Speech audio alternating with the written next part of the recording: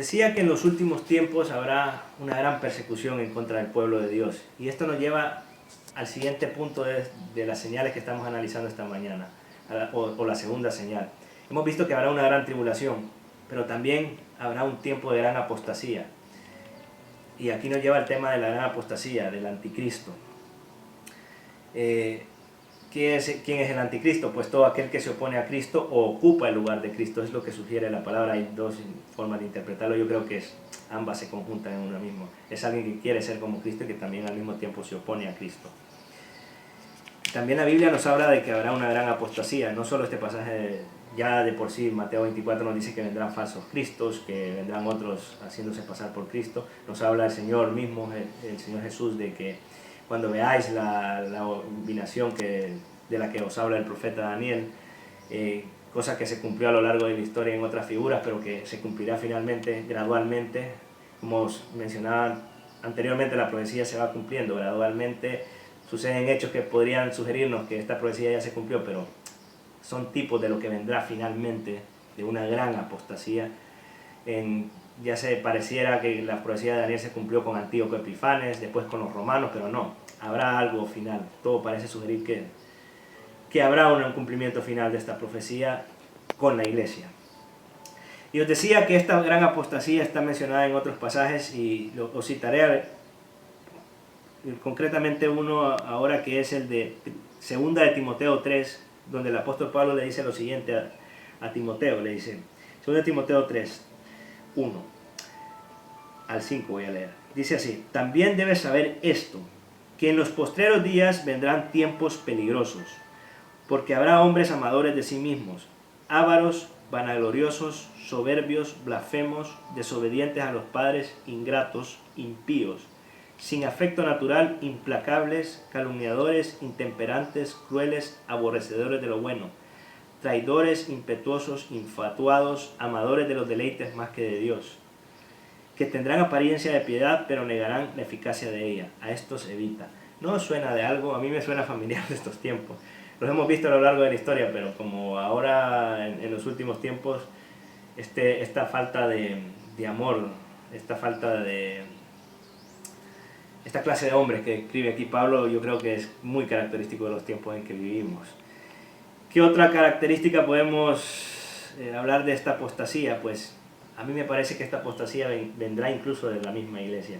¿Por qué lo digo? El pasaje de 1 de Juan capítulo 2, voy a leeros del 18 al 19, dice: hijitos, ya es el último tiempo y según vosotros oísteis que el anticristo viene, así ahora han surgido muchos anticristos, por eso conocemos que es el último tiempo. Salieron de nosotros, pero no eran de nosotros, porque si hubiesen sido de nosotros, habrían permanecido con nosotros, pero salieron para que se manifestase que no todos son de nosotros. Parece sugerir la idea de que la misma apostasía viene de dentro, ¿no? Salieron de nosotros. Yo a veces pienso en estas iglesias, por ejemplo, que predican un evangelio de prosperidad, que te dicen que si tú no estás bendecido ahora, es que estás haciendo algo mal. Si te va mal en la vida es que no tienes a Cristo. O sea, predicándote como un evangelio donde tu expectativa está aquí en la tierra, en las riquezas, en los bienes que puedas tener, y esa es la bendición que Dios te da. Eso es lo que te dicen las falsas iglesias, y yo lo relaciono con esta apostasía que vendrá al final. También aquellos que van en contra de la palabra, incluso niegan a Cristo mismo. Y esto no es necesario negar la deidad de Cristo como lo hacen los testigos de Jehová o lo hacen los mormones, no. Al predicar un evangelio humanista donde el hombre está primero que Dios, donde te dicen tú eres capaz de hacer todo y dejas a Cristo de lado, estás predicando al hombre y no a Cristo, estás negando a Cristo. Yo creo que la apostasía viene de ahí. Nos dice, hay un texto también muy interesante que habla del anticristo y ya os mencionaré más sobre esto, pero es 2 Tesalonicenses 2, pero quiero leeros el versículo 7 porque dice algo muy interesante, que ya está en acción el ministerio de la iniquidad, ya está en acción el misterio de la iniquidad, o sea que está operando desde tiempos de Pablo ya una iniquidad, una apostasía. Solo que hay quien al presente lo detiene, hasta que él a su vez se ha quitado de en medio. Algunos dicen quién está deteniendo esta manifestación final, cuya manifestación final, como veremos, es el anticristo. ¿Quién lo detiene, esta manifestación final de este, que se concentrará en una sola persona, que es el anticristo? ¿Quién está deteniendo esto? Algunos dicen que puede ser el Espíritu Santo, otros que el poder político actual, controlado por Dios mismo. ¿A quién se refiere aquí este texto? ¿De quién está hablando Pablo? Pues la interpretación a mí más adecuada que me pareció de las que estuve investigando es que se refiere al mismo consejo eterno de Dios. Dios mismo es quien, cuando diga en su momento, ya es el momento se ha cumplido todo y es el momento previo a la segunda venida, Él dará, vamos a decir, luz verde para que porque Dios controla todo, para que todas estas señales que precederán al fin se manifiesten, porque incluso Satanás es contenido por Dios. Dios es más poderoso que Él y Él no se manifestará en todo su poder como en los tiempos finales hasta que Dios así lo decida. Esta manifestación final de la que os hablo es, como digo, se concentrará en una sola persona. Vamos a decir que será una especie de encarnación del mal, el anticristo. Probablemente por el trato que se le da no se refiere a Satanás mismo, sino que a un ser, dice, cuya venida será obra de Satanás, nos dice este texto de 2 Tesalonicenses 2. Es interesante que lo leáis luego. Hay 4 textos, para resumir y no hacer largo, podríamos estar hablando horas y horas sobre este tema, y hay 4 textos que nos hablan concretamente de esta figura de quién es el anticristo. Pues, ¿cuáles son estos pasajes de la Biblia que mencionan al anticristo? Algunos lo ven voy a mencionar 4 pasajes en concreto, que son los más importantes. Daniel 7, capítulo 7, concretamente, bueno, como os digo, no me voy a poner a leerlo todo, pero yo creo que lo leáis. El versículo 20 nos habla de que habla blasfemias contra Dios, de un cuerno que blasfema contra Dios, que persigue, nos habla también está describiendo la aparición de algunas bestias que tienen cuernos, y nos habla de un cuerno en concreto, Daniel, ahí en la profecía, que sale de la bestia y que dice blasfemias, persigue al pueblo de Dios. Parece tener un paralelo también en el siguiente texto que voy a mencionaros, que es Apocalipsis 13, y del versículo 1 al 4 nos describe también interesante si leéis todos estos capítulos, Daniel 7, Apocalipsis 13, también nos habla de que esta bestia que aparece en Apocalipsis habla blasfemias y persigue al pueblo de Dios. Y los otros 2 textos importantes que nos quedan, aparte del de Daniel 7 y Apocalipsis 13, son 2 Tesalonicenses 2, que ya os he mencionado, donde dice que Pablo a los tesalonicenses, versículo 3, nadie os engañe en ninguna manera, porque no vendrá, refiriéndose al fin, sin que antes venga la apostasía, o sea, lo que os mencionaba, habrá una apostasía muy grande, y se manifieste el hombre de pecado, el hijo de perdición. Versículo 4 dice, el cual se opone y se levanta contra todo lo que se llama Dios o es objeto de culto, tanto que se sienta en el templo de Dios como Dios, haciéndose pasar por Dios. Primera de Juan 2, el texto que ya he leído, también nos habla de una figura en concreto que parece también menciona otros anticristos que pueden ser tipos o predecesores de este anticristo que vendrá. Ya Mateo 24, el mismo Señor habla de falsos cristos, falsos profetas. Dice, hijitos, ya es el último tiempo y según vosotros oísteis que el anticristo viene. Está hablando de una sola persona. ¿Quién es el anticristo? Yo diría que leáis estos textos, pero no os pongáis a buscar las señales en los periódicos, en las noticias, en el cielo, no lo sé. No os pongáis a hacer eso. Porque el Señor nos da estos textos y creo que en el momento que los que creemos en el Señor, en el momento que esta personificación del mal aparezca, lo veremos. No creo que se trate de un dictador mundial, una figura, qué sé yo, un militar, una especie de dictador. Imaginaos cualquiera de los dictadores que ha existido en la historia, Hitler o cualquiera.